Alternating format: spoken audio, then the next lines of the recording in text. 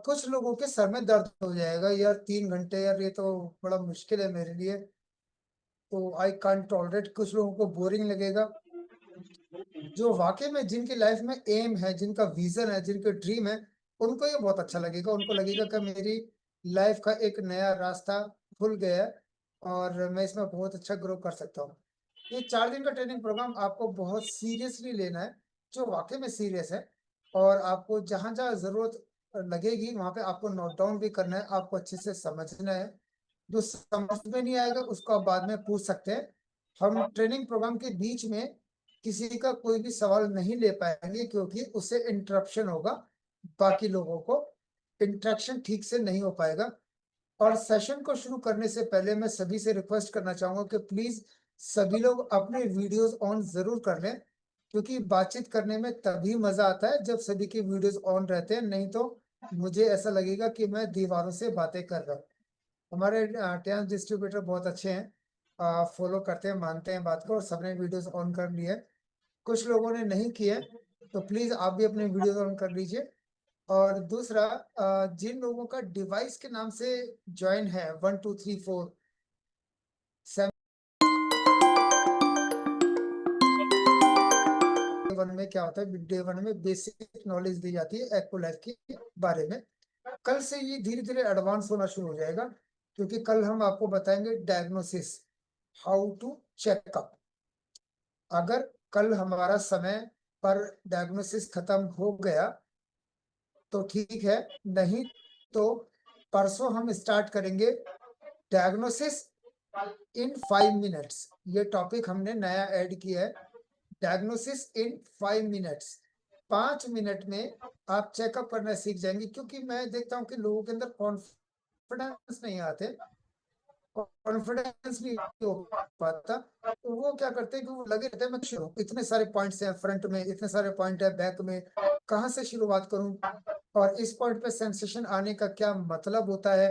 ये सब या तो कल एंड में या फिर परसों हमारी स्टार्टिंग का ये न्यू टॉपिक है जो हमने ऐड किया है कि 5 मिनट में आप डायग्नोसिस कैसे करेंगे, वो प्रॉपर मैं आपको वीडियो के माध्यम से आपको दिखाऊंगा। आपको हाथ पर करके दिखाऊंगा कि 5 मिनट में हम चेकअप कैसे करते हैं। अगर हमारे कैंप में 200 लोग आ जाते हैं, ऐसे कितने लोग हैं जिनको लगता है कि 15 20 मिनट लगते हैं चेकअप करने में, 15 20 25 मिनट लग जाते हैं, आधा घंटा भी लग जाता है, ऐसे कितने लोगों को लगता है? सीरियसली लगता होगा, बहुत लोगों को लगता है ना? और अगर आपके पास 10 पेशेंट आ गए इंदर जी, तो क्या करेंगे आप? 300 मिनट्स, मतलब 5 घंटे। 10 पेशेंट में 5 घंटे लग जाएंगे तो बहुत मुश्किल हो जाएगा, है ना? हम आपको बताएंगे कि 5 मिनट में आप चेकअप करेंगे, और 10 पेशेंटों को मैक्सिमम आप पौने घंटे 50 मिनट में आप फ्री कर देंगे। ये बहुत आसान तरीका बताएंगे। प्लस कल मैं आपको बताऊंगा डायग्नोसिस, जब मैं आपको ये वीडियो दिखाऊंगा कल लास्ट में या परसों स्टार्टिंग में, तो जब मैं आपको ये बताऊंगा वीडियो के माध्यम से, तो मैं आपको ये बताऊंगा कि अगर आप 5 मिनट में भी निपटाते हैं, अगर 5 मिनट में भी निपटाते हैं, तो आप 200 पेशेंट अगर आपके पास आ गए कैंप में, या 200 लोग आ गए आपके कैंप में, तब भी आपके लिए बहुत मुश्किल हो जाएगा। क्योंकि 1 घंटे में कितने कर पाएंगे? 12 ही तो कर पाएंगे, है ना? 5 मिनट के हिसाब से 12 तो कर पाएंगे। तो आपके पास 200 पेशेंट आ गए तो क्या हो गया? तो 24 घंटे में भी नहीं कर पाएंगे, है ना? मैं आपको वो तरीका भी बताऊंगा कि अगर आप कभी कैंप लगाते हैं तो आपको 2 2 मिनट में कैसे फ्री करना है, 2 2 मिनट में कैसे फ्री करना है। आप 1 1 घंटे में 25 25 पेशेंट कैसे देख पाएंगे, तब वो मजा आएगा आपको। नहीं, मजा आएगा कि नहीं? अगर आएगा तो आप थंब का इंप्रेशन दिखा देंगे बहुत। अभी आप देखेंगे कि हर महीने इसको हम और ज्यादा एडवांस लेकर के जा रहे हैं। हम लोगों के लिए इसको और ज्यादा आसान बनाने की कोशिश कर रहे हैं कि लोगों को ना ये बहुत मुश्किल ना लगे, लोगों को लगे कि अरे तो बहुत ही आसान है, ये तो कोई भी सीख सकता है। तो आप बहुत अच्छे से सीख पाएंगे। ठीक है जी। तो बिना किसी देरी के आज के सेशन की शुरुआत करते हैं। हम बीच में आपको 10 मिनट का ब्रेक देंगे, क्योंकि 3 घंटे लगातार बैठना बहुत मुश्किल हो जाता है सभी के लिए। और 3 घंटे लगातार बैठना भी नहीं चाहिए, क्योंकि वेरिकोस की प्रॉब्लम भी हो सकती है, लंबर स्पैन में प्रॉब्लम भी हो सकती है। तो 3 घंटे लगातार तो वैसे भी नहीं बैठना चाहिए, बीच में ब्रेक लेना चाहिए। तो 10 मिनट का ब्रेक हम बीच में लेंगे। और बिना किसी देरी के आज के सेशन की शुरुआत करते हैं। तो प्लीज सभी लोग अपने वीडियो ऑन कर लीजिएगा।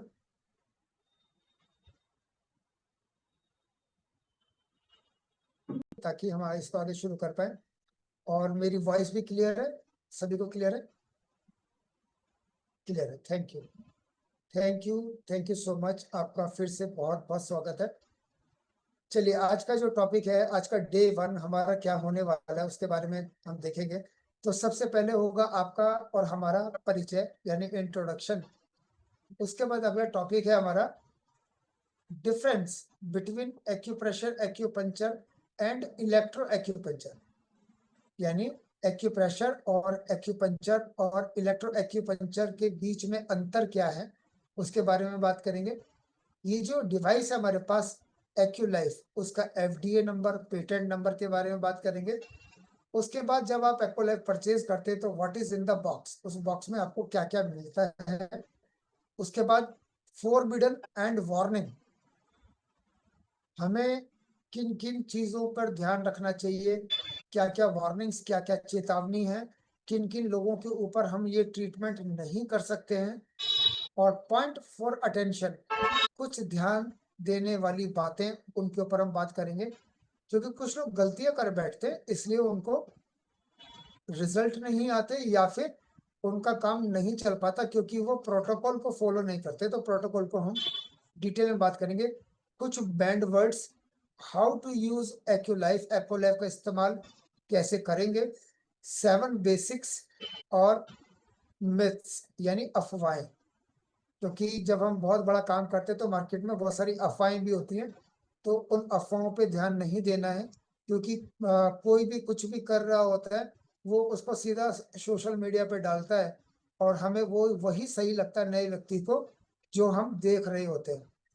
किसी को मैंने देखा एप्पल लाइफ का पॉइंटर लेकर के गर्दन के पास और उसमें सोशल मीडिया पे डाल भी रहे हैं कि मैं क्या ठीक कर रहा हूँ, सर्वाइकल ठीक कर रहा हूँ, पॉइंटर को घुमा रहे हैं गले पे। तो दिस इज नॉट करेक्ट, है ना। तो करेक्ट क्या है, वो करेक्ट आप अच्छे से सीखेंगे। ऐसे नहीं कि एक्ोलाइफ को आप कहीं भी घुमा देंगे गर्दन पे, कमर पे। एक्ोलाइफ हमारे एक्यू पॉइंट्स के ऊपर करने के लिए जो हमारे हाथों में और हमारे पैरों में है। और एक्ोलाइफ के माध्यम से आप सभी बीमारियों को ठीक कर पाएंगे। कुछ लोगों पे हम काम नहीं करते एक्ोलाइफ का इस्तेमाल, तो उनके ऊपर हम नहीं करेंगे। वो हम बात करेंगे कि किन किन के बारे में, किन किन पेशेंटों के ऊपर हम ट्रीटमेंट नहीं कर सकते। तो सबसे पहले परिचय आता है इंट्रोडक्शन, यानी आपका और मेरा परिचय। तो मेरा नाम मनोज शर्मा है और मैं टियान्स में एक ब्रॉन्ज लाइन डिस्ट्रीब्यूटर हूँ। और मैं टियान्स को अब पिछले 6 साल से सीख रहा हूँ और सीखता रहूँगा और ऐसे ही ग्रो करता रहूँगा। टियान्स में आने से पहले मैं दिल्ली में फोर्टिस हॉस्पिटल में जॉब करता था, कार्डियोलॉजी में। और इससे पहले मैं दिल्ली में बत्रा हॉस्पिटल में था और 19 साल मैंने हॉस्पिटल में काम किया है। उसके बाद मैंने टियान्स को पार्ट टाइम स्टार्ट किया था और 6 महीने पार्ट टाइम करने के बाद फिर मैं इसके अंदर फुल टाइम मैंने काम करना शुरू कर दिया और बहुत मजा आ रहा है। करीबन 4000 से ज्यादा लोगों की मेरी टीम है। इस कंपनी से 10 इंटरनेशनल टूर ले चुका हूँ और पिछले 4.5 साल में 5800 से ज्यादा लोगों को इस एक्ोलाइफ के माध्यम से ट्रेन करने में मैं सहायक सिद्ध हुआ हूँ। यानी कि TCM and education training system के माध्यम से मैं एक जरिया रहा 5800 लोगों को ट्रेन करने का पिछले 4.5 साल में। और लगातार हम लोग ग्रो करते जा रहे हैं और सीखते जा रहे हैं और सिखाते जा रहे हैं। मुझे भी कुछ नहीं आता, मैं भी सिर्फ सीख रहा हूँ, आपकी तरह मैं भी सीख रहा हूँ। तो मैं ये कभी नहीं कहता मुझे सब कुछ आता, मुझे कुछ नहीं आता, मैं सीखता हूँ और सिखा देता हूँ, बस इतना सा काम करता हूँ। और लोग अनुष्का सोनी जी, जतिन जी, सविता जी, मुन्ना जी, लंबोदर साई जी, राधा जी, करुणा जी, कमला जी, कौशल्या जी, कौशल्या शर्मा जी, राजदेव पाल जी, शिव कुमार यादव जी, कुसुम शर्मा जी, भूपेश जी, विनोद कुमार जी, IGFS, अनिल कुमार जी दिल्ली से, ओप्पो CPH हमारे प्रकाश नाथ जी, अंजू पाल जी और हलिंगले जी, वलेरिया जी, संगीता जी, मोटोरोला, सैमसंग मालती जी, RS डोगरा जी, और आशा शर्मा जी, विपिन कुमार जी, लक्ष्मीधर जी, और मन्नू भाई जी, अजय कुमार जी, सुफियान जी, मंजू रोहिला जी, ठाकुर साहब ji. Acupressure, acupuncture and electro acupuncture. तो सबसे पहले हम बात करेंगे एक्यूप्रेशर के बारे में। सभी लोग जानते हैं acupressure is a traditional healing technique. जो एक्यूप्रेशर ये बहुत प्राचीन हीलिंग टेक्निक है, जहां पर ये आपने ये भी TCM के अंदर आती है, जिसके अंदर आप मैनुअली प्रेस करते हैं। It involves applying physical pressure to specific points. जो हमारे एक्यू पॉइंट्स हैं, जो हमारे एक्यूप्रेशर पॉइंट है, यहाँ पर उसको फिजिकली हमारी बॉडी में अलग अलग, हाथ में भी है, पैरों में भी है, पीछे कमर में भी है। ऐसे बहुत सारे एक्यू पॉइंट्स हैं जिनको हम प्रेशर दे करके उसको स्टिमुलेट करके और बॉडी के अंदर एक नेचुरल हीलिंग प्रोसेस करके और उसको हम बैलेंसिंग का काम करते हैं एक्यूप्रेशर से। बहुत ही सिंपल और सबसे प्राचीन ये चिकित्सा पद्धति है ऑल्टरनेटिव मेडिसिन के अंदर। और ऑल्टरनेटिव मेडिसिन में एक्यूप्रेशर के बाद जैसे जैसे जैसे समय बदलता गया, अपग्रेडेशन आता गया। अब आज की दिन कोई भी व्यक्ति 2G मोबाइल फोन इस्तेमाल नहीं करता है ना? या तो 4G या 5G, जहाँ पर 5G नहीं वहाँ 4G या 5G। हम लोग सब अपने आप को अपग्रेड करते जा रहे हैं, हर चीज के अंदर अपग्रेडेशन आता गया है। चाहे वो मोबाइल फोन हो, चाहे वो टीवी हो, चाहे वो हमारी एजुकेशन हो, अब चाहे वो मीटिंग्स हो। पहले ये सब ट्रेनिंग, जो एक्यूलाइफ की ट्रेनिंग है, ये आज से 5 साल पहले ऑफलाइन हुआ करती थी। जूम पैनल को कोई जानता नहीं था, तो यानी ये भी अपग्रेडेशन आ गया। अब लोगों तक ये एजुकेशन बहुत फास्ट जा रही है। सब लोगों का एजुकेशन ऑनलाइन के माध्यम से, ऑनलाइन का जमाना है, तो सबको ये इजीली अवेलेबल हो पा रही है। तो ऐसे ठीक ट्रीटमेंट के अंदर भी मॉडिफिकेशन आया, अपडेशन आया, और एक्यूप्रेशर के बाद आया acupuncture. Acupuncture is the traditional Chinese medicine technique, यानी ये TCM के अंदर एक ऐसी टेक्निक है, एक ऐसा तरीका है acupuncture that involves inserting very thin needles, जिसके अंदर बहुत बारीक बारीक सुइयों का इस्तेमाल किया जाता है, particularly on specific point on the body. जैसे हमारे एक्यूपंचर के जो पॉइंट्स हैं, वहां पर बहुत बारीक बारीक नीडल को इंसर्ट किया जाता है और उसको स्टिमुलेट किया जाता है, जैसे एक्यूप्रेशर के अंदर किया जाता था। These points known as acupoints, इनको acupoints ही बोलते हैं। These are believed to correspond to different organ and system in the body। यानी कि ये एक्यूपंचर के से ये हुआ कि जहां पर हमारा रूट अगर कहीं पर रुकावट है, तो वो पंचर करने से वो रूट आगे खुल जाया करता था और हमारे ऑर्गन तक उसका जब सर्कुलेशन प्रॉपर जाता था तो रिलीफ आ जाता था। लेकिन एक्यूपंचर के अंदर सिर्फ एक माइनस पॉइंट, एक छोटा सा माइनस पॉइंट है, वरना एक्यूपंचर बहुत अच्छा ट्रीटमेंट है। हमें ये नहीं पता कि जो थेरेपिस्ट है वो सही नीडल इस्तेमाल कर रहा है या नहीं, वो स्टरलाइज्ड, वो जेन्युइनली स्टरलाइज्ड नीडल यूज कर रहा है या नहीं, कहीं वो जंग लगी हुई नीडल बहुत पुरानी इस्तेमाल कर रहा है या नहीं, कहीं वो नीडल रीयूज कर रहा है या नहीं। अगर रीयूज कर रहा है तो उसमें रिस्क यानी सेप्टिक होने का या टेटनस होने का चांसेस हो सकता है। प्लस डेली निडल और प्लस ब्लीडिंग भी होगी, अगर पंचर किया जाए तो ब्लीडिंग भी होगी। इन सब चीजों से बचा जा सकता है, नो डाउट। एक्यूपंचर बहुत अच्छा ट्रीटमेंट है, लेकिन परफेक्शन के साथ। और परफेक्शन, मैं ये नहीं कह रहा हूँ कि सब लोग गलत करते हैं, लेकिन एक विश्वास वाली बात है कि एक अच्छा थेरेपिस्ट अगर करता है तो बहुत अच्छा ट्रीटमेंट है acupuncture. It's a wonderful treatment. अब आता है इलेक्ट्रो एक्यूपंचर। इलेक्ट्रो एक्यूपंचर क्या है? Electro acupuncture is modern variation. अब देखो, आज जमाना किसका है? AI का जमाना है ना? आज AI का जमाना, लोग कैसे कैसे वीडियो बना लेते हैं, तो बहुत सरप्राइजिंगली, और लोग बहुत आगे ग्रो कर रहे हैं AI के माध्यम से। तो electro acupuncture is a modern variation of traditional acupuncture that combines the principle of acupuncture with electrical stimulation। इसके अंदर क्या होता है, जैसे एक्यूपंक्चर के अंदर जो बारीक बारीक नीडल्स लगाई जाया करती थी पहले, उसके अंदर इलेक्ट्रिकल स्टिमुलेशन भी चालू कर दिया, यानी कि उसके अंदर कनेक्ट कर दिया गया इलेक्ट्रिकल सप्लाई उन्हीं नीडल्स के अंदर।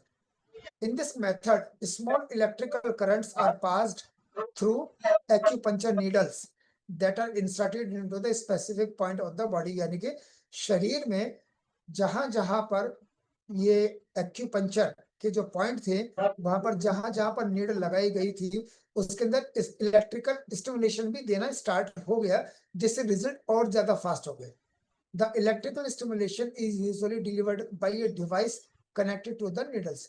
एक डिवाइस से इलेक्ट्रिकल स्टिमुलेशन उन नीडल्स के साथ कनेक्ट किया जाता था और आगे उसमें इलेक्ट्रिकल सप्लाई इलेक्ट्रो एक्यूपंक्चर के साथ साथ दी जाने लगी।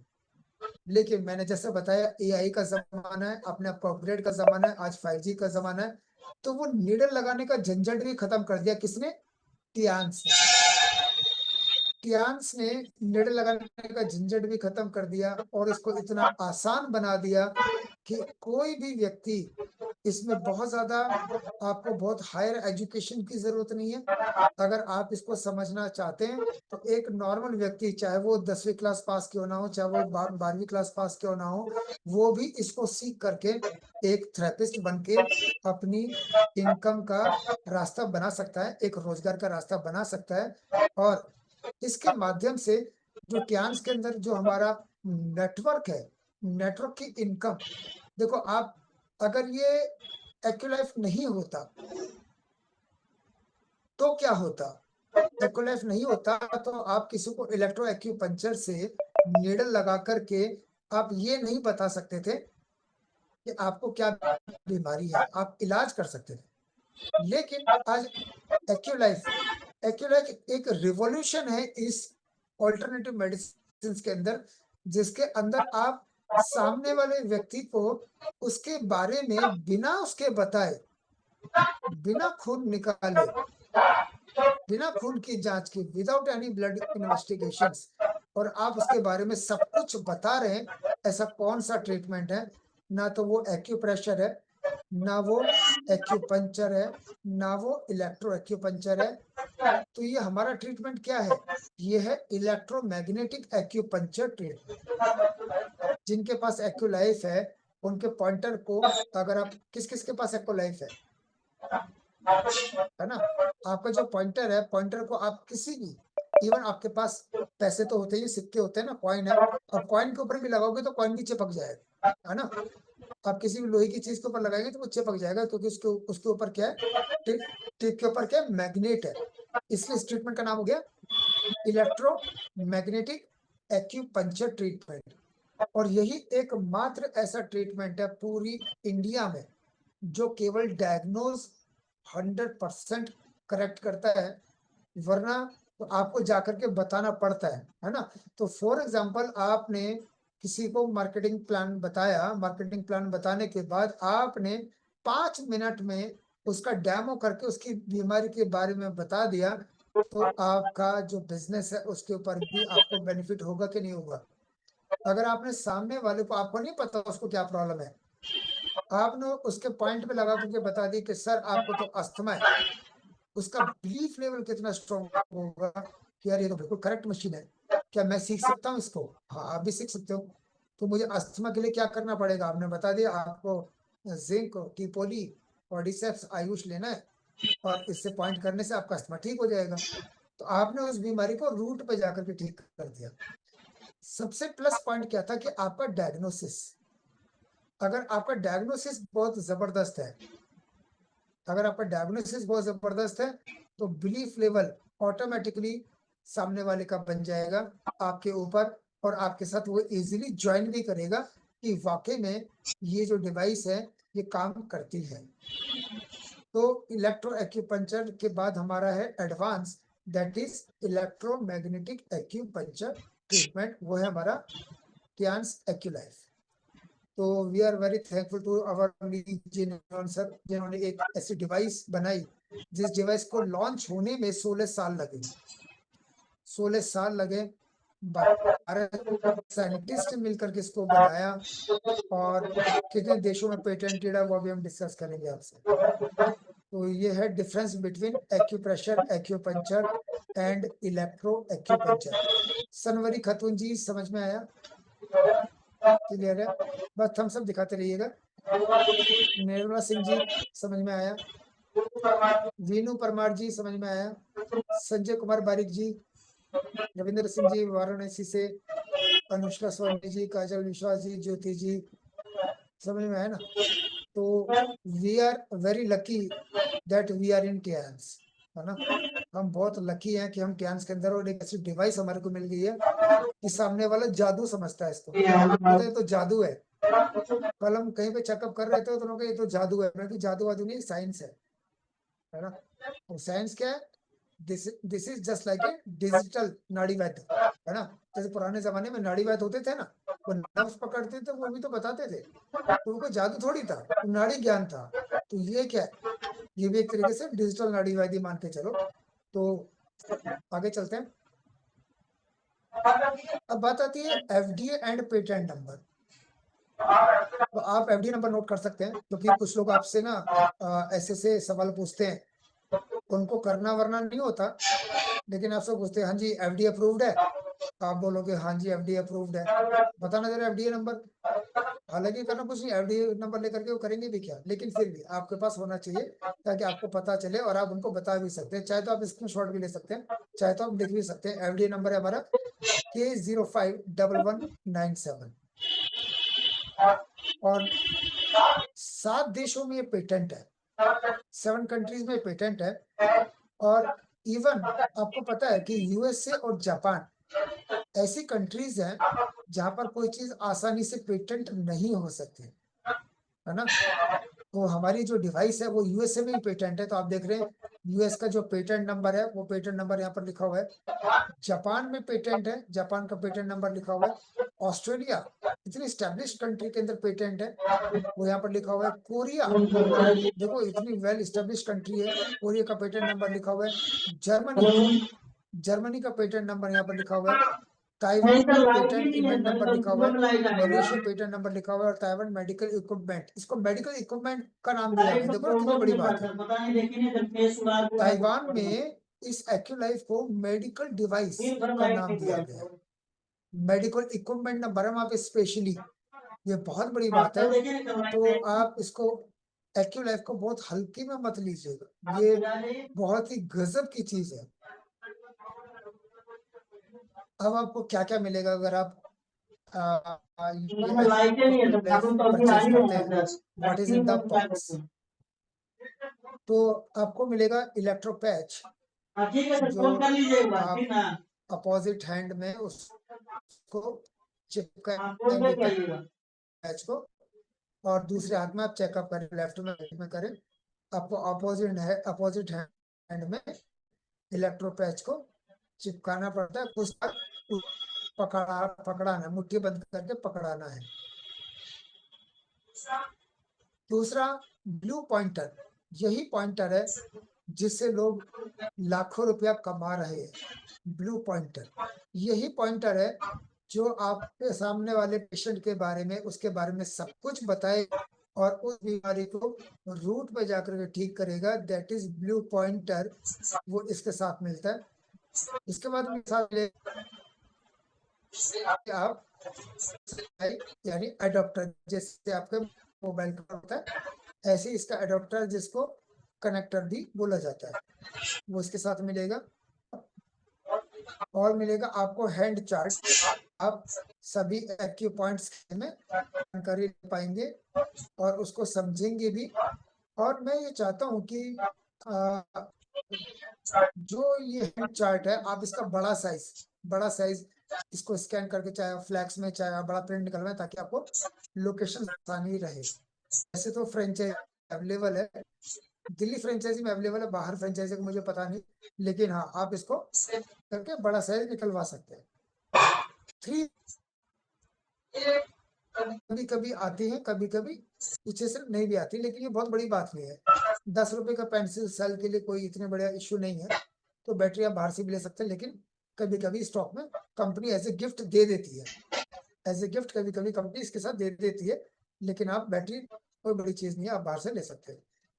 साथ ही साथ वारंटी कार्ड, जिसमें 1 साल की वारंटी, 1 साल के अंदर अगर आप है, आप डिवाइस को सीधा सीधा वेयर हाउस भेज देते हैं और वहां से ठीक होकर के आपके एड्रेस पर कुरियर होकर के पहुंच जाती है, जिसका कोई चार्जेस, क्योंकि एक वारंटी है। उस बीच में कभी भी मशीन खराब होती है, कुछ आ जाती है, तो आप उसको रिपेयरिंग करा सकते हैं, और अगर रिपेयरेबल नहीं होगी तो फिर वो रिप्लेसमेंट होकर के नई आपको मिल जाती है।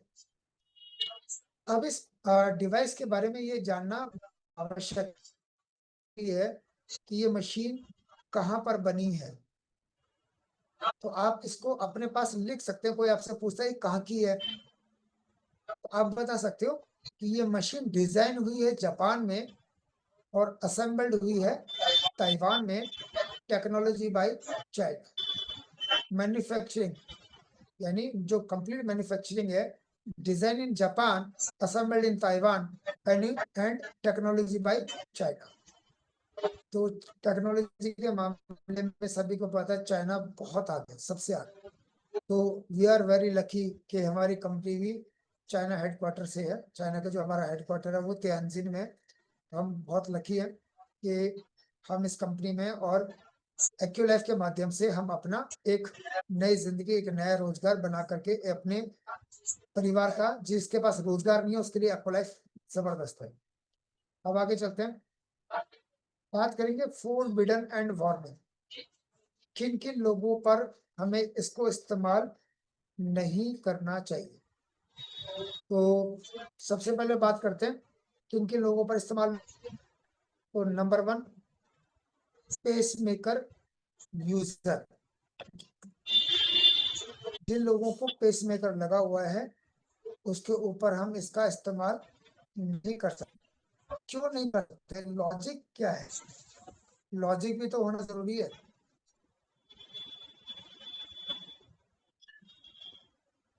बिल्कुल लॉजिक है। बहुत से लोगों को, नए लोगों को ये नहीं पता होगा कि पेसमेकर आखिर होता क्यों है, मतलब क्यों जाता है और किस वजह से लगाया जाता है, और ये दिखता कैसा है, ये किसी को, बहुत कम लोगों को पता होगा। तो मैं आपको थोड़ा डिटेल में बताता हूँ पेसमेकर है क्या और हम क्यों इस्तेमाल नहीं कर सकते। देखिए, जब आपकी जो नॉर्मल पल्स रेट है, नॉर्मल पल्स रेट कितनी है?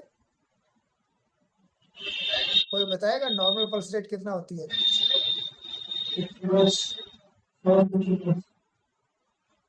हाँ, सुषमा जी बताएगी।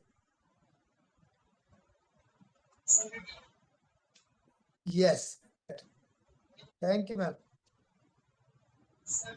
72 BPM, 72 बीट्स पर मिनट। बिल्कुल सही बताया मैम ने।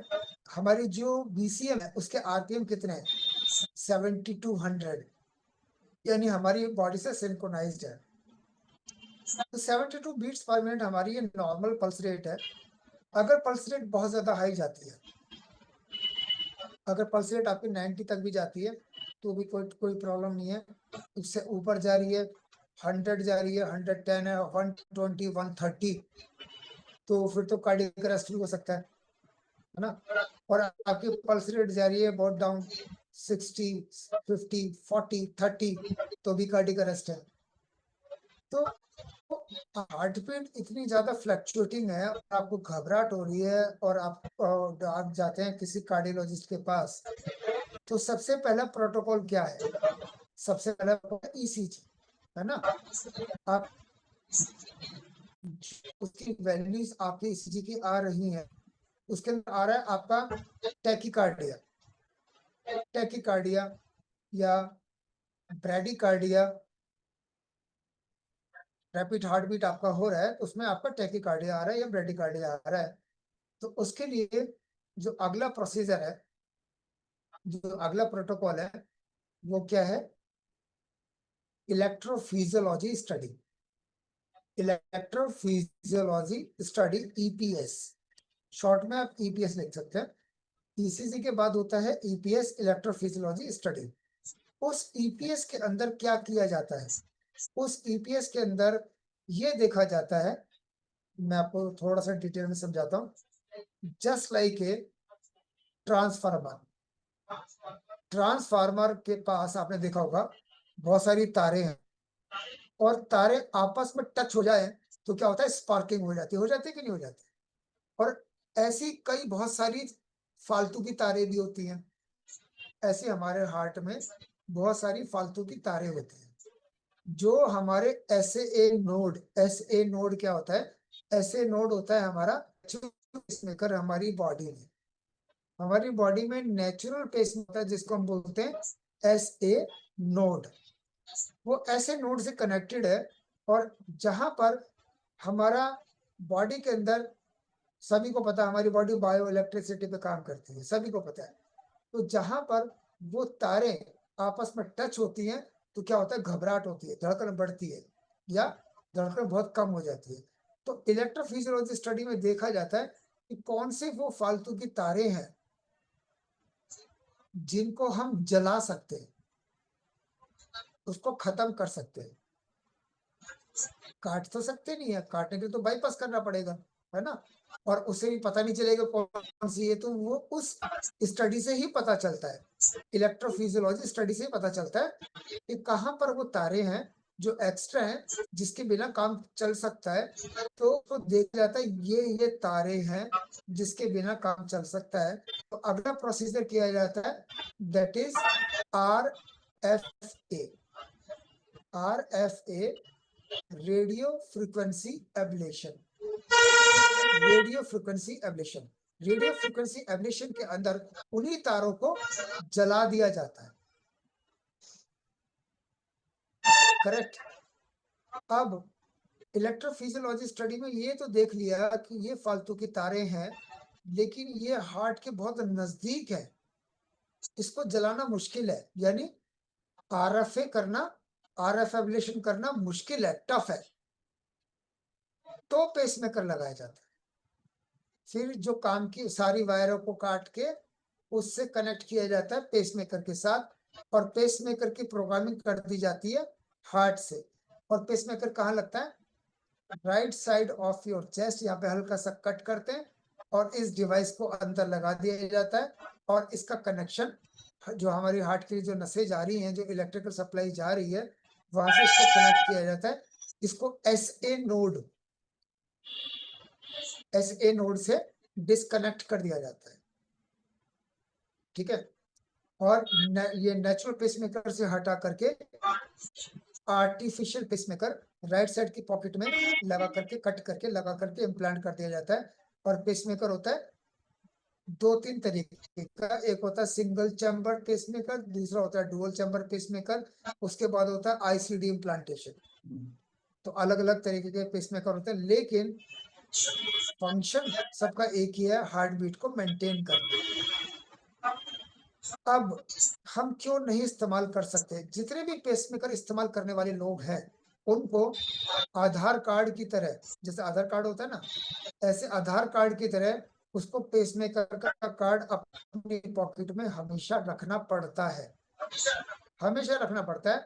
बाई चांस किसी शॉपिंग मॉल में वो एंटर कर रहे हैं, या किसी भी सिनेमा हॉल में एंटर कर रहे हैं, या किसी मेले में एंटर कर रहे हैं, या किसी बिल्डिंग में एंटर कर रहे हैं, या किसी भी आप एयरपोर्ट पर एंटर कर रहे हैं, या किसी भी रेलवे स्टेशन पर एंटर कर रहे हैं, कहीं पर भी एंटर कर रहे हैं, तो वहां पर सिक्योरिटी चेक होता है कि नहीं होता? होता है कि नहीं होता? तो ऐसे पेशेंट का सिक्योरिटी चेक भी नहीं होता, उसको अपना कार्ड दिखाना पड़ता है, that is I am pacemaker user, कि भाई मुझे पेसमेकर लगा हुआ है, ये मेरा कार्ड है। तो उसका चेकअप मैनुअली होता है, हाथों से, मशीन से नहीं होता है। ऐसे व्यक्ति का चेकअप, ऐसे नहीं कि वो पेसमेकर लगा करके फिर कुछ भी गलत काम कर ले, मैनुअली चेकअप होता है ना। ऐसे तो क्राइम बढ़ जाएगा, क्रिमिनल क्या करेंगे?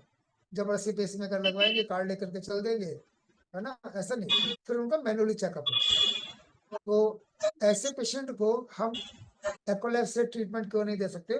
क्योंकि पेसमेकर की जो प्रोग्रामिंग है, हार्ट से जो कनेक्टेड है, उसकी प्रोग्रामिंग आउट हो जाती है।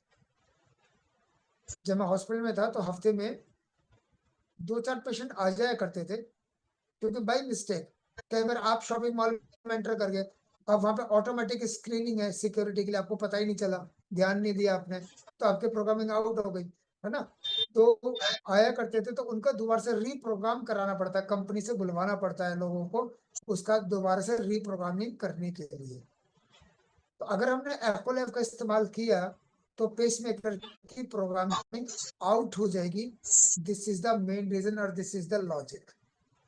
तो आपको पूरा कंप्लीट समझ में आ गया कि पेसमेकर क्यों लगाया जाता है, क्या किस लिए लगाया जाता है, कहाँ लगाया जाता है, क्या क्या टेस्ट होते हैं और क्या लॉजिक है हमारा एक्कोलाइफ इस्तेमाल ना करने का, क्या लॉजिक है। आई थिंक आप सभी को समझ में आ गया होगा। मुन्ना सिंह जी, राजेश जी, ज्योति वत्स जी, क्लियर है? अनुष्का जी, आशा शर्मा जी, सविता जी, क्लियर है? ठीक है ना। अब उसके बाद आता है प्रेग्नेंट वुमेन। देखिए अगर मान लेते हैं किसी फीमेल को कंसीव किए हुए अभी खुद को ही नहीं पता कि मैं उन्हें कंसीव किया हुआ है नहीं किया हुआ, है ना। कई बार आप देखते हैं कि अगले महीने पीरियड नहीं आए, पीरियड्स नहीं आए, तो लगता है कि ठीक है आगे पीछे हो गए होंगे, लेकिन उनको खुद नहीं पता वो कंसीव कर चुकी है। हफ्ता भर ऊपर हो गया, 10 दिन ऊपर हो गए, 15 दिन ऊपर हो गए, आपने चेक किया पता चला प्रेगनेंसी है, और उस दौरान में आपने एकोलैफ का इस्तेमाल कर लिया तो कोई नुकसान नहीं है, ठीक है ना, कोई नुकसान नहीं है। बच्चे की जो ग्रोथ, एक्चुअल ग्रोथ, ब्रेन की ग्रोथ जो चालू होती है ना, वो चालू कब होती है? 8 हफ्ते के बाद। 8 हफ्ते के प्रेगनेंसी के बाद उसकी बॉडी की ब्रेन की ग्रोथ चालू होती है, ठीक है ना। तो तब तक तो फीमेल को ही पता चल गया कि मैं प्रेग्नेंट हूँ, है ना। और आपने ये फोरबिडन एंड वार्निंग अपना अगर आप हेल्थ सेंटर ओपन करने जा रहे हैं तो आप जरूर लगा करके चलिए, क्योंकि हो सकता है आप अपनी काउंसलिंग में किसी को बताना भूल गए, और प्रेग्नेंट लेडी का जो आप ऑलरेडी 6 मंथ प्रेग्नेंट आपने उसका चेकअप कर दिया या 4 मंथ भी है, क्योंकि 4 मंथ में तो पता भी आपको नहीं पता चलेगा, 6 मंथ में तो आपको पता चल जाएगा देखने से, लेकिन अगर 4 मंथ है तो आपको नहीं पता चलेगा। तो आप ये फोरबिडन एंड वार्निंग का जो पोस्टर है आप अपने सेंटर पे जरूर लगाएं, ताकि सामने वाले पेशेंट को भी पता रहे, अच्छा प्रेग्नेंट वुमेन को नहीं कर सकते, वो खुद बता देगी कि आई एम प्रेग्नेंट, है ना। अब मान लेते आपने कर दिया तो होगा क्या, उसकी ब्रेन की ग्रोथ बच्चे की डिस्टर्ब होगी। आप किसी फीमेल को लगाओ, किसी फीमेल को किसी की इम्यूनिटी बहुत ज्यादा वीक है, 1 नंबर पे सेंसेशन बहुत तेज आ रही है, उसको शॉक लगेगा, और जो माँ कंज्यूम करेगी वही बच्चा कंज्यूम करेगा। होता है कि नहीं होता है ऐसा? जब प्रेग्नेंट लेडी होती है हम उसको क्या कहते बोलते हैं, अच्छे अच्छे विचार रखो, है ना। कोई हस्बैंड की फोटो लगा देता है तो कोई कन्हैया जी की फोटो लगा देता है, कोई भगवान किसी की फोटो लगा देता है, कोई किसी की फोटो लगा देता है, या फिर बोलते हैं अच्छी अच्छी बुक्स पढ़ो, अच्छे अच्छे विचार रखो, अच्छी अच्छी किताबें पढ़ो, क्योंकि जो माँ एब्जॉर्व करेगी वही बच्चे को होगा। हो सकता है वो इतना शॉकिंग लगे उसको कि वो फीमेल घबरा जाए और उसका असर बच्चे के ऊपर भी पड़ेगा। कई बार आपने देखा होगा कि अगर कोई अशुभ समाचार, है ना, अशुभ समाचार अगर किसी को मिल जाए तो वो प्रेग्नेंट लेडी को नहीं बताते ना, कहते नहीं इसको नहीं बताना, है ना, क्योंकि उसको शॉकिंग लगेगी। तो बच्चे की जो ग्रोथ अगर आपकी एकोलाइफ की वजह से रुक गई तो हो सकता है बच्चा एडीएचडी का पेशेंट बन जाए, हो सकता है वो ऑटिज्म का पेशेंट बन जाए, है ना। तो उसके जिम्मेदार आप होंगे। तो जब पता है प्रेग्नेंट है तो आपको ये नहीं करना चाहिए, बच्चे की ब्रेन ग्रोथ के ऊपर और फिजिकल ग्रोथ के ऊपर भी असर पड़ सकता है। तो इसलिए अवॉइड टू ट्रीट और diagnose the pregnant women by Acculife. Clear है सभी को? निर्मला सिंह जी, मीनू परमार जी, सरवरी खातून जी, क्लियर हो रहे हैं? नहीं करना, कभी नहीं करना।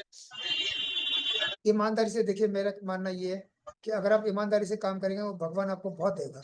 लोग क्या करते कहते हैं पेशेंट को थोड़ी पता है कर सकते नहीं कर सकते, तो अगर आप उसका चेकअप कर दिया और कोई नहीं दिख रहा, ऊपर वाला तो देख रहा है ना, तो कर्मा रिटर्न आपको मिलेगा। ईमानदारी से काम करोगे भगवान बहुत देगा आपको।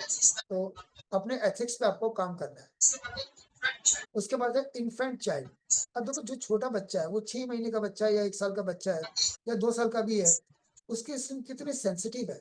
बहुत ही सेंसिटिव स्किन होती है बच्चे की, है ना। आप देखते हैं बच्चे का साबुन भी अलग ही होता है, बच्चे की स्किन बहुत ज्यादा नाजुक होती है, बच्चे का बेबी ऑयल भी अलग से होता है, उसकी स्किन इतनी नाजुक है। प्लस वो आपको क्या बताएगा कि इम्यूनिटी स्लो आ रही है, मीडियम आ रही है, तेज आ रही है, क्या बताएगा? कुछ भी नहीं बता पाएगा। उसको 1 नंबर भी तेज लगेगा, है ना। छोटा बच्चा है तो छोटे बच्चों को बिल्कुल नहीं करना है, क्योंकि मैं आपको एक ऐसा केस बताता हूँ। एक बच्चा हमारे पास ट्रीटमेंट कराने आया था, उसका करीबन हमने 4 सेशन किए थे। और बचपन में उसकी मदर ने उसकी किसी गलती पर, वो 3-4 साल का था, उसको गरम चिमटा लगा दिया। ये मानेगा नहीं, इसको गरम चिमटा लगा दिया उसकी गलती के ऊपर। वो उसको इतना खौफ हो गया कि उसने बचपन से बोलना बंद कर दिया, वो डरने लगा। अपनी माँ की तरफ देखता तो डरता, किसी की तरफ देखता तो डरता, और लोगों से बात नहीं करता था, बहुत डरता था, और डरते डरते खाना मांगता था। ऐसे करते करते वो 28 साल का हो गया। जब मेरे पास भी आया तो वो डर डर के ऐसे बैठ रहा था जैसे कि पता नहीं मैं उसको क्या करने वाला। तो हमने उसका जब ट्रीटमेंट किया 4 सेशन के बाद, तो उसकी मदर ने बोला कि सर आज अब इसने पहली बार अपनी मासी से फोन पर बात करी है, बहुत लंबी, पहली बार ऐसा हुआ है। और ये घर में अब नॉर्मल बात करता है, बोलता है मुझे खाना दो। और वो पेशेंट 4 सेशन के बाद मेरे से बहुत अच्छे से मिल करके गया, और वो उसकी आंखों में आंसू थे, कह रहा था मैं आपको बहुत मिस करूंगा। तो वो ठीक तो हो गया। अगर वो एक्वालाइफ मान लेते, अगर उसको वो एक्वालाइफ की अप्रोच तक नहीं पहुंचा होता, अगर वो पेशेंट जिंदगी भर ऐसा रहता तो जिंदगी भर ऐसे निकल जाती है उसकी, है ना। तो आप किसी के कारण ना बने, छोटे बच्चों को ये ट्रीटमेंट नहीं करना है, उसके ब्रेन के ऊपर इफेक्ट आ सकता है।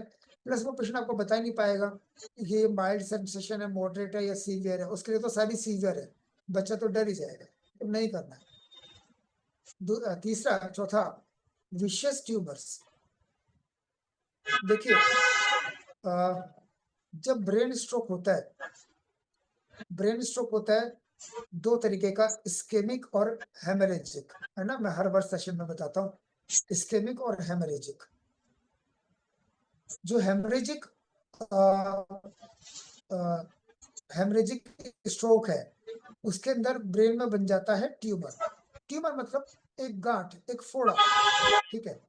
अगर आपने एक्यूलाइफ का सेशन उसके ऊपर अप्लाई किया, तो उसके जो पॉइंट आपने जो पॉइंट लगाया ब्रेन आर्टरीज के ऊपर या कहीं पर भी, उससे होगा क्या कि ट्यूमर में जो बैक्टीरियाज है, हो सकता है कि उसके पूरे ब्रेन में फैल जाए, हो सकता है पूरे ब्रेन में फैल जाए।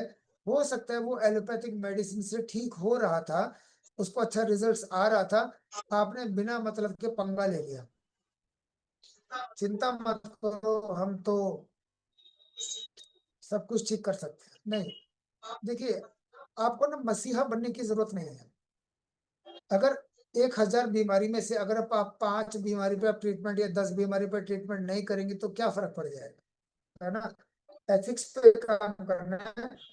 तो जिनको ट्यूमर है उसको आप ये ट्रीटमेंट बिल्कुल भी नहीं देंगे। उसके बाद है क्रॉनिक अल्कोहलिक। क्रॉनिक अल्कोहलिक वाले को क्यों नहीं दे सकते, लॉजिक है।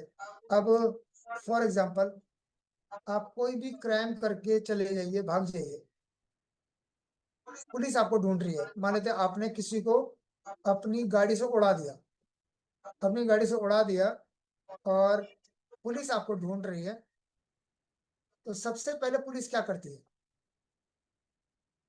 मेडिकल करती है सबसे पहले, करती है कि नहीं करती है? मेडिकल क्या करती है पुलिस? आपका मेडिकल क्यों कर रही है? मेडिकल तो उसका होना चाहिए जिसको जिसकी चोट लगी है, जो बंदा एक्सपायर हो गया उसका, या वो हॉस्पिटलाइज है, मेडिकल तो उसका होना चाहिए। आपका मेडिकल क्यों करती है पुलिस? सिर्फ ये जांच करने के लिए कि आप अल्कोहलिक है, या आप ड्यूरिंग द एक्सीडेंट आपने अल्कोहल ले रखा था या नहीं।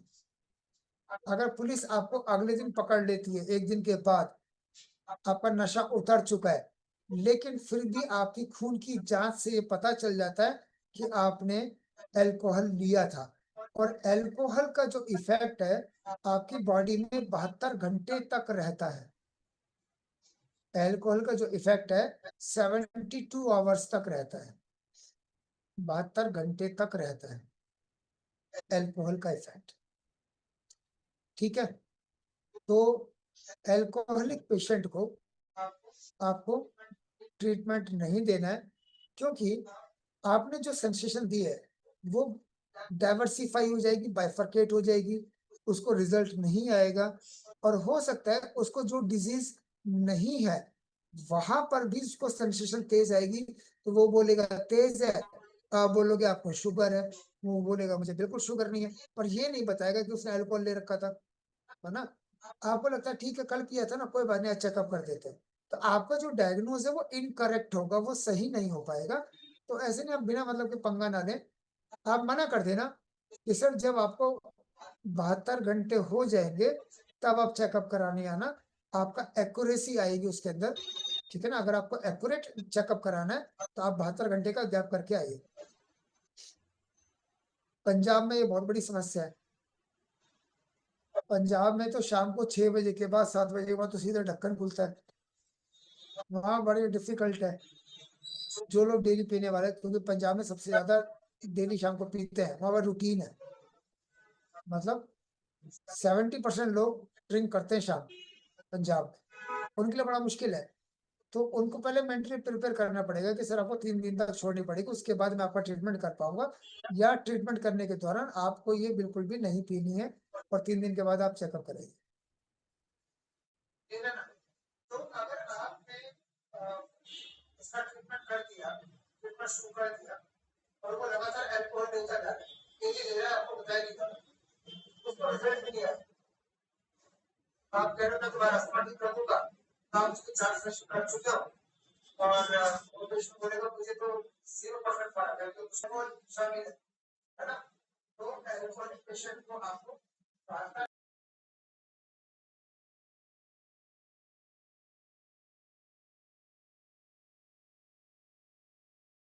सर्जिकल प्रोसीजर करके वो गांठ निकल जाएगी, और एटीटी चलेगा, एंटी ट्यूबरक्लोसिस ट्रीटमेंट, और वो ठीक हो जाएगा, है ना, कोई बड़ी बात नहीं।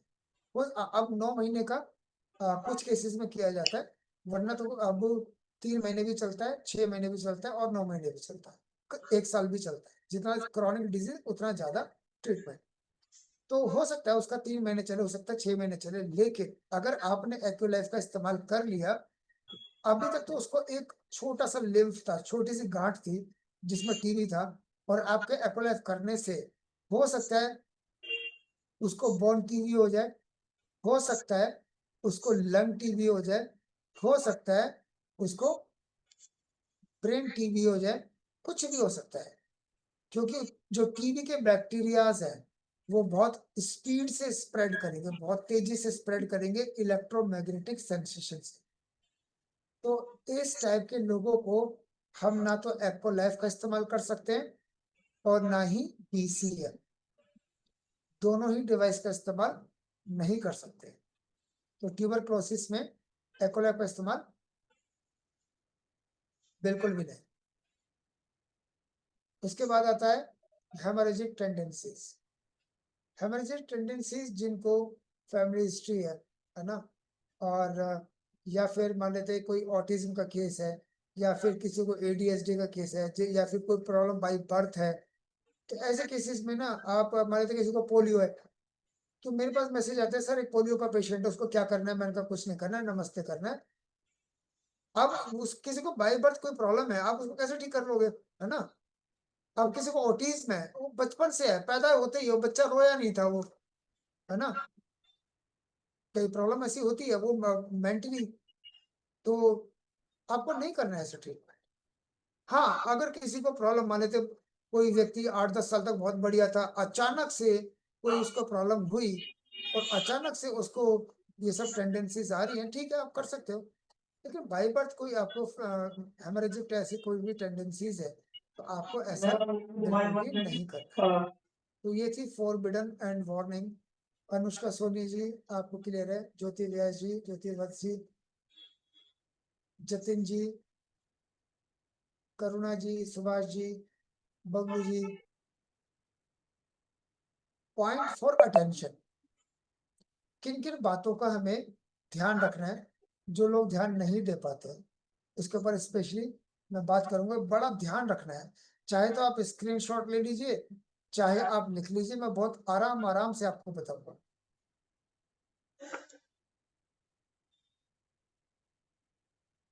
लॉजिक बताऊंगा आपको, लॉजिक भी।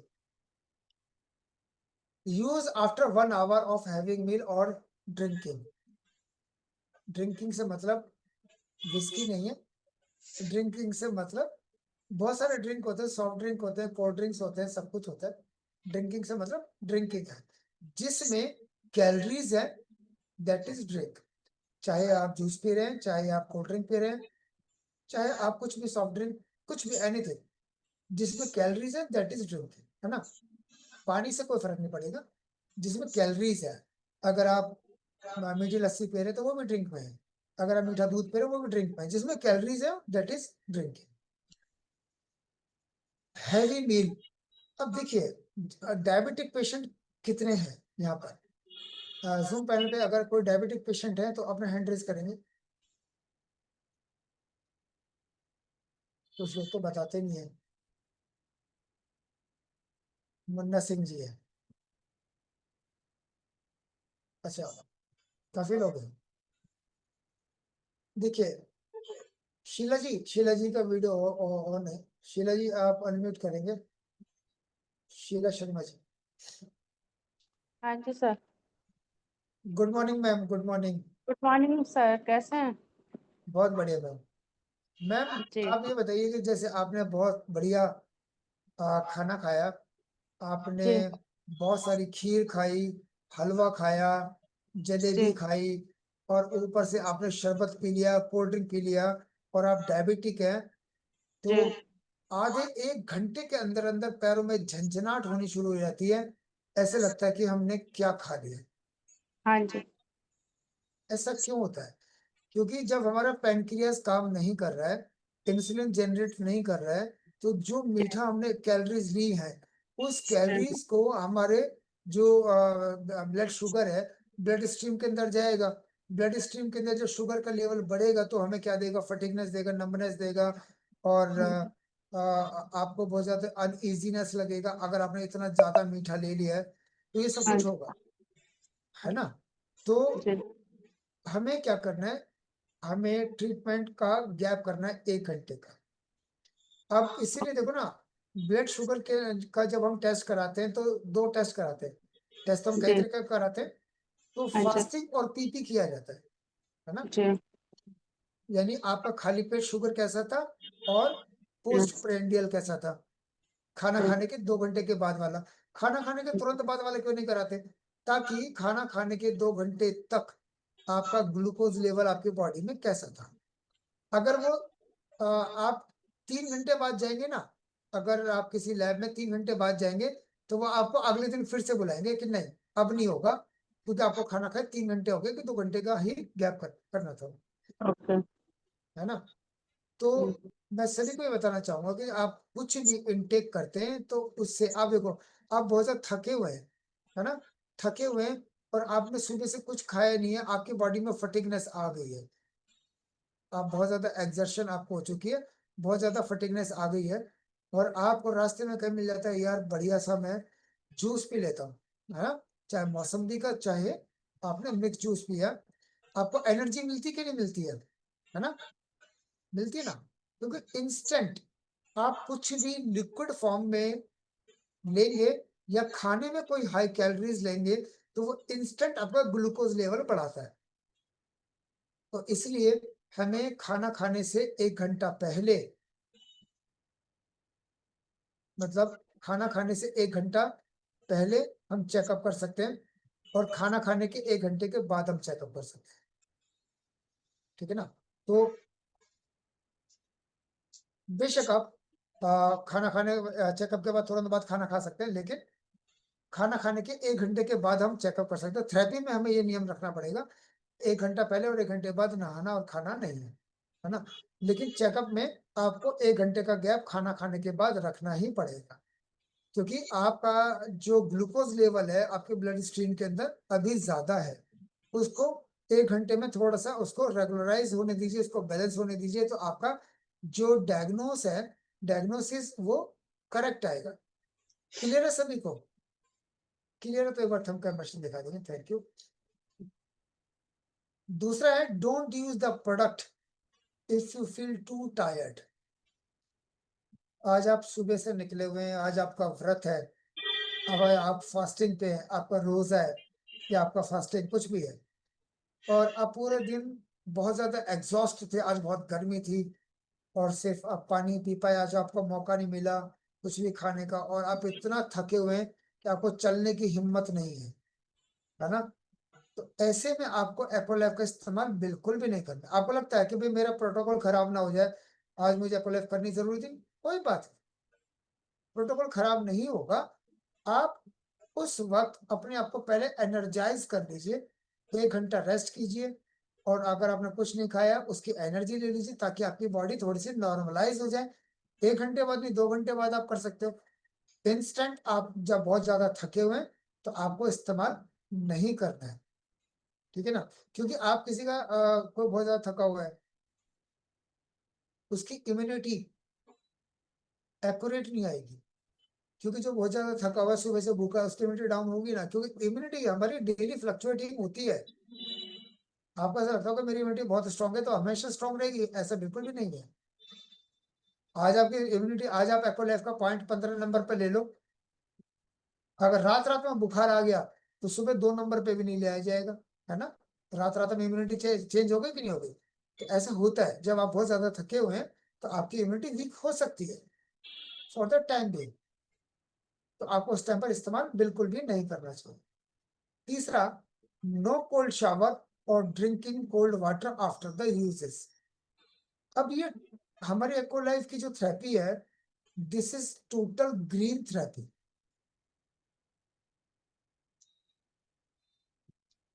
Total green therapy, there is no side effect.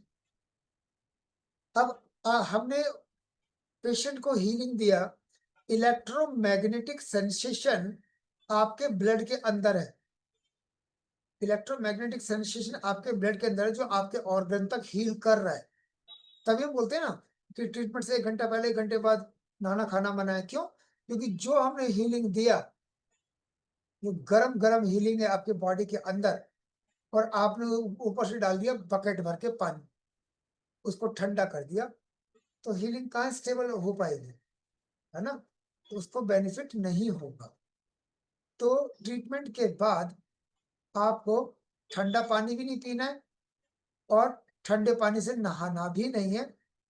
1 घंटे के बाद, 1 घंटे के बाद कुछ भी कर लीजिए, 1 घंटे तक आपको नहीं करना है। Recommend to drink a large glass of warm water after the uses. It helps in expelling the toxins out of the body. जब भी आप ट्रीटमेंट किसी का भी करते हैं, ये नियम बना लीजिए, अगर आपका अपना हेल्थ सेंटर है या आप हेल्थ सेंटर नहीं है, आपका घर है, घर में भी कहीं पर भी एक्वलाइज करने के बाद चाहे आप 1 कप चाहे आधा गिलास पेशेंट को वार्म वाटर पिला करके जरूर भेजिए, गर्म पानी पिला करके, बहुत तेज ना हो कोई बात नहीं, मीडियम हो, पिला करके जरूर भेजिए, उससे आपका बेनिफिट होगा। देखिए आपका बेनिफिट क्या होगा, पेशेंट को रिजल्ट जो 15 दिन में आने हैं वो रिजल्ट उसको 5 दिन में आ जाए, 5 दिन में रिजल्ट डेफिनेटली आएंगे, रिजल्ट फास्ट होगा, मतलब उसको दिख जाएगा रिजल्ट। हो सकता है उसको रिजल्ट 10-12 दिन में दिखे, लेकिन उसको रिजल्ट अगर आपने उसको एपोलैफ के बाद गर्म पानी पिला दिया और लगातार आपने ऐसा किया, तो आप 5-6 दिन में आप खुद बोलेंगे, पेशेंट खुद बोलेगा मेरे को तो बहुत फर्क पड़ गया। क्यों? क्योंकि ये क्या करेगा, it helps in expelling the toxins out of the body. क्योंकि एपोलैफ के बाद जब आपने गर्म पानी पिलाया तो उसके बाद जो फर्स्ट यूरिनेशन होगा, पहला यूरिनेशन, जब आप वॉशरूम जाएंगे पहली बार जो आपको वॉशरूम आएगा, उसमें जितने भी टॉक्सिन्स है उनको एक्सपेल कर देगा आपका ये गर्म पानी थ्रू द एक्वालाइफ ट्रीटमेंट। आपने एक्वालाइफ का ट्रीटमेंट दिया और आपने गर्म पानी पिलाया, तो उसको जो फर्स्ट यूरिनेशन है उसमें इसको आउट कर देगा, बेनिफिट होगा। अगर आपने सोच लिया भाई साहब जल्दी ठीक हो जाएगा, तो मैं पैसे कम कमाऊंगा, मैं तो इसके कम से कम 6 सेशन करना चाहता हूँ, 8 सेशन करना चाहता हूँ। देखिए, नो डाउट कुछ ऐसी डिजीज है जिस पर बहुत लंबा समय लगता है, लेकिन कुछ ऐसी डिजीज है जिसमें इतना समय लगेगा ही नहीं अगर आप चाहें तो, है ना। अगर आप सोचते हैं कि पेशेंट को कुछ नहीं पता, लेकिन भगवान को सब पता है और प्रोटोकॉल आपको समझाया जा चुका है, और फिर भी आप पेशेंट को गर्म पानी नहीं पिला रहे हैं, तो यहाँ पर आप दोषी हैं। पेशेंट बोलता है कि मुझे रिजल्ट नहीं आ रहा है, तो यहाँ पर आप दोषी हैं। आपको पिलाना जरूरी है, जरूर पिलाना चाहिए। Use only dry hand and never on wet hand. Aqualife का जो इस्तेमाल है वो आपको गीले हाथों में बिल्कुल भी नहीं करना है, हमेशा सूखे हाथों में। अच्छा, कुछ पेशेंट आपको ऐसे मिलेंगे जिनके हाथ पैरों में हमेशा नमी रहती है ना। तो आप अपने सेंटर पे अपने घर में आप नॉर्मल टिश्यू बॉक्स जरूर रखिए, टिश्यू पेपर से उसको अच्छे से एब्जॉर्ब कीजिए, क्योंकि आप कपड़े से इतना अच्छा एब्जॉर्ब नहीं होता जो टिश्यू से होता है ना, टिश्यू पेपर नैपकिन पेपर से। प्लस उसके बाद उसको हाथ वाली बीसीएम कराइए। हाथ वाली बीसीएम कराने के बाद हाथ उसका पूरा ड्राई हो जाएगा, देन यू कैन चेकअप। गीले हाथों में करने से एक्यूरेसी नहीं आएगी, और अगर आप थेरेपी कर रहे हैं तो भी उसको रिजल्ट नहीं आएगा, क्योंकि आप उसके हाथ ऑलरेडी गीले हैं। आप जब भी आप किसी का चेकअप करें या ट्रीटमेंट करें तो आपको गीले हाथों पे नहीं करना। Remove the jewellery which get stick to the pointer like a magnet. अब जिन लोगों के हाथ में, मैं एक का ये नहीं कि ज्वेलरी आपको सभी जगह से, फीमेल्स तो ज्वेलरी बहुत पहनती है, आपके कानों में है, गले में मंगलसूत्र है, गले में चेन है, वो सब पहन सकते हैं। पैरों में जो बिछिए पहनती हैं वो सब पहन सकते हैं। जिस हाथ में आप चेकअप करेंगे, मान लो आप लेफ्ट हैंड में चेकअप कर रहे हैं, तो लेफ्ट हैंड की आपको बैंगल्स और रिंग वो निकलवानी है। क्योंकि होगा क्या, जब आप इलेक्ट्रो हमारा जो ब्लू पॉइंटर है, ब्लू पॉइंटर को जब आप लगाएंगे तो वो मेटल की तरफ ज्यादा अट्रैक्ट होगा। जो मेटल की तरफ ज्यादा अट्रैक्ट होगा तो एक्यूरेसी नहीं आ पाएगी। इसलिए आप उस हाथ में, जिस हाथ में आप चेकअप कर रहे हैं, चाहे आप लेफ्ट में करें चाहे आप राइट में करें, जिस हाथ में चेकअप कर रहे हैं उस हाथ से आप मेटल ज्वेलरी निकलवा दीजिए।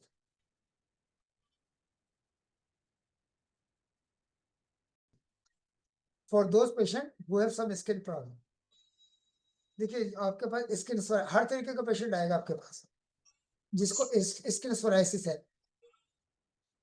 आप देखते हैं हाथों में, हाथ तो ठीक है इसके, हाथों में तो कोई भी स्किन सोराइसिस नहीं है, तो पता नहीं क्यों बोल दिया उन्होंने। अरे पैरों में ही तो है स्किन सोराइसिस, हाथ में तो कर सकते हैं, है ना। माइंड में आ रहा होगा ना, हाथों में तो कर सकते हैं, हाथ में थोड़ी स्किन सोराइसिस। सर में ही तो है स्किन सोराइसिस, पैरों में ही तो है, इसके टांगों में है स्किन सोराइसिस, हाथों में तो है नहीं, चेक कर सकते हैं। आपको पता है आधे घंटे पहले उसने अपना सर खुजाया था, आपको पता है उसने थोड़ी देर पहले अपने पैर खुजाए थे। उसके बैक्टीरिया कहाँ जाएंगे, हाथों में ही है। इसलिए always wear the gloves before using the machine. अगर आप किसी को स्किन सोराइसिस है तो आप ग्लव्स का इस्तेमाल जरूर करना है, क्योंकि देखिए नेचुरली ऑन एन एवरेज एक व्यक्ति अपनी पूरी बॉडी में एक व्यक्ति अपनी पूरी बॉडी में ऑन एन एवरेज 10 बार खुजाता है। ऐसा कोई व्यक्ति नहीं है जो अपनी बॉडी में एक दिन में 10 बार नहीं खुजाता। कभी आपको लगेगा कान यहाँ पे, है ना, कभी लगेगा इधर, कभी लगेगा इधर, कभी लगेगा सर में, कभी लगेगा नाक पे, कहीं ना कहीं एक व्यक्ति ऑन एन एवरेज 10 बार खुजाता ही है। अगर आपने बिना ग्लव्स के उसका चेकअप कर दिया और गलती से मुंह पे खुजा लिया तो, मुंह पे खारिश, मुंह पे इचिंग होने लगी तो क्या होगा? उसके बैक्टीरिया ट्रांसफर हो जाएंगे आपके ऊपर। तो आपको हमेशा ग्लव का इस्तेमाल करना चाहिए और यूज एंड थ्रो वाले ग्लव्स लीजिएगा। ये नहीं कि चलो ग्लव्स को धो लेते कल फिर ये इस्तेमाल कर लेंगे, वो नहीं करना है। आजकल मेडिकल स्टोर पे ना यूज एंड थ्रो वाले ग्लव्स आते हैं, जिसको आपने यूज किया और इंस्टेंट आपने उसको फेंक देना है। और उसके बाद भी आपको अपने हाथ सैनिटाइज जरूर करना है, साबुन से हाथ धोना है। ये बड़ा जरूर ध्यान रखिएगा, क्योंकि स्किन सोराइसिस का पेशेंट आ गया तो कहीं ऐसा ना, वो तो ठीक हो गया और आपको स्किन सोराइसिस हो गया। ठीक है, तो आपको जरूर ध्यान रखना है इस चीज का। तो ये था point for attention. I think आप सभी को समझ में आ गया होगा अच्छे से। रविंदर जी वाराणसी से, निर्मला सिंह जी, वीनू जी, स्वाति जी, मुन्ना जी, ज्योति, वत्स जी, लंबोदर साई जी,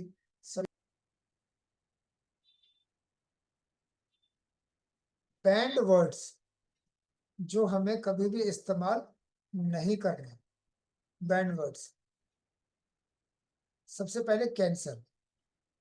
कैंसर एक ऐसा शब्द है, फील करके देखो। अगर आप किसी